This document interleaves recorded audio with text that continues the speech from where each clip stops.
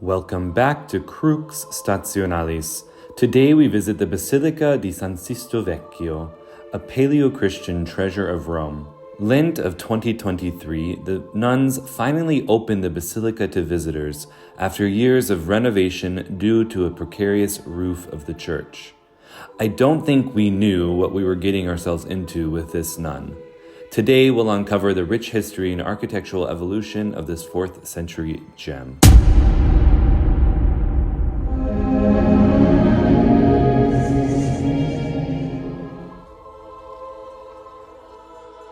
Dedicated to Pope St. Sixtus II, martyred in 258, the basilica's origins date back to the 4th or early 5th century. Despite uncertainties about its identification as one of the tituli, the first parish churches of Rome, two possibilities emerge: the Titulus Crescentiane and the Titulus Tigridis. Some argue that Pope St. Sixtus II's relics were moved here from the catacombs in the 6th century, solidifying the church's significance. Pope Hadrian I renovated the basilica in the 8th century, and by then San Sisto Vecchio was a Roman station church. The original basilica featured a classic plan with a nave, side aisles, and a semicircular apse. But it underwent a transformation under Pope Innocent III in the 12th century. The present church, a result of remodeling, has a diminished size and consists in one nave with its apse. In 1218, St. Dominic de Guzman took charge, intending to reform Roman nunneries, motivated by the Pope's desires.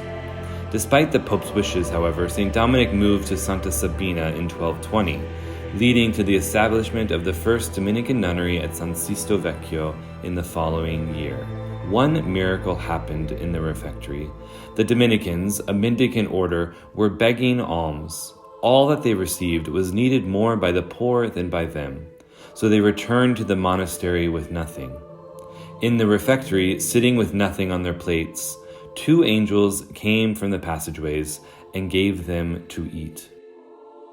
Presently, the four side altars have 18th century paintings, and the artists are unknown, but we have mention of Emanuele Alfani, Carlo Roncalli, and Bartolomeo Spranger.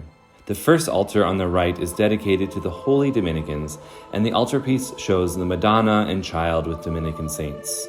We see the saints Dominic, St. Thomas Aquinas, St. Catherine of Siena, Rose of Lima, and Pope Pius V.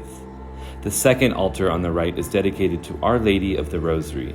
She is being venerated in the altarpiece by Saints Dominic, Saints Philip Neri, Thomas Aquinas, and Agnes of Montepulciano. The second altar on the left is dedicated to Saint Dominic under his special veneration of Santo Domingo in Soriano in Uruguay. He features in the altarpiece a copy of the miraculous original picture with side panels showing Saints Catherine of Alexandria and Mary Magdalene. The first altar on the left is dedicated to St. Vincent Ferrer. On the wall to the left of this altar is a stone lid which was the ancient cover for the original reliquary in which the relics of St. Sixtus were enshrined. The sanctuary within San Sisto Vecchio features a conch with frescoes depicting scenes from the legend of Pope St. Sixtus and St. Lawrence. It was here on this site that St. Lawrence bid farewell to Pope St. Sixtus as he was about to be martyred. And then only 4 days later, St. Lawrence himself would be martyred.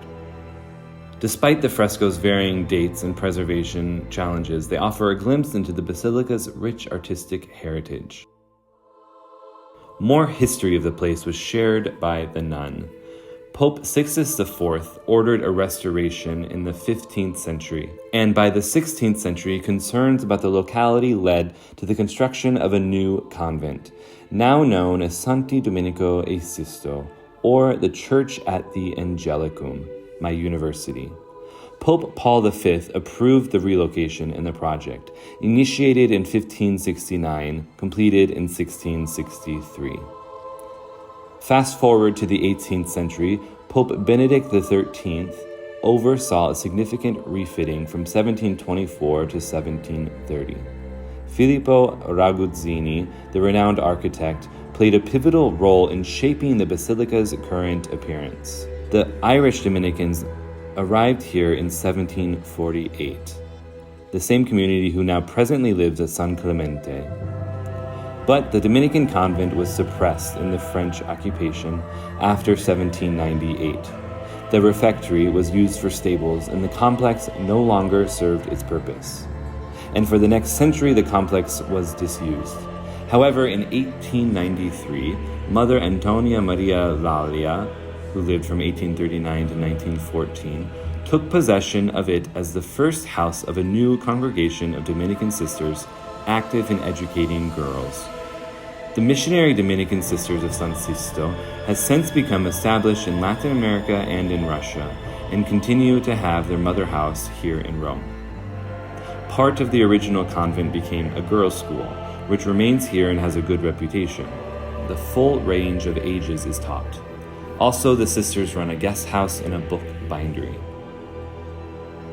In 1914, the widening of the old Via Appia to form the present Viale alle Terme di Caracalla entailed the loss of almost half of the convent enclosure, making the left side of the church a street frontage, where formerly it faced onto a large courtyard with ancillary buildings.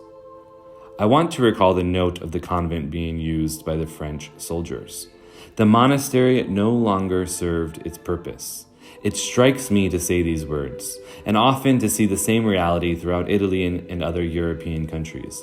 The very institutions which built Europe now stand empty of religious, of men and women set apart for the Lord and His work. We lament this, don't we? And rightfully so, but think of your own soul, and how when you allow sin, your soul is no longer serving its purpose. The glorification of God.